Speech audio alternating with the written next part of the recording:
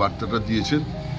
গতকাল থেকে শুরু হয়েছে সমস্ত মন্দির যেগুলো আছে সেগুলো একটু স্বচ্ছতা অভিযান করবার জন্য, পরিষ্কার পরিচ্ছন্ন করার জন্য নরেন্দ্র মোদী নিজেও করেছেন এবং তার বার্তা অনুযায়ী আজকে আমরা রানাঘাট শহরে কয়েকটি মন্দিরে আমরা গিয়ে পরিষ্কার করেছি এবং আরও সব মন্দিরগুলোতে এটা চলবে, আগামী 20 তারিখ পর্যন্ত চলবে সব।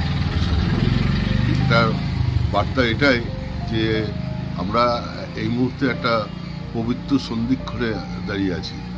আগামী কয়েকদিনের মধ্যে অর্থাৎ 22শে জানুয়ারি 500 বছর পর আবার রামলালা পুনঃপ্রতিষ্ঠিত হতে যাচ্ছে, প্রাণে পুনঃপ্রতিষ্ঠিত হতে যাচ্ছে অযোধ্যাতে। তো সেই সন্ধিক্ষণে আজ এই কটা দিন আমরা অত্যন্ত পবিত্রতার সঙ্গে এই দিনগুলো আমরা পালন করব। পাশাপাশি তো প্রসাদ বিতরণও চলছে।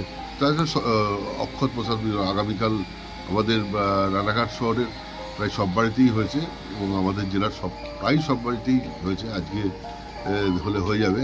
আগামীকাল আমরা ওই বাজারে যে দোকানদারদের কাছে বার্তা নিয়ে যাব, তাদেরকে আমন্ত্রণ করব মন্দির দর্শনের জন্য। তাদের যে অযোধ্যা থেকে যে পাঠিয়েছে, চিঠি পাঠিয়েছে, আমন্ত্রণ বার্তা পাঠিয়েছে, সেটা পৌঁছে দেবো এবং মন্দিরের ছবি আমরা পৌঁছে দেবো। তার সঙ্গে অক্ষতের যে মহাপ্রসাদ, সেই প্রসাদ আমরা তুলে দেবো।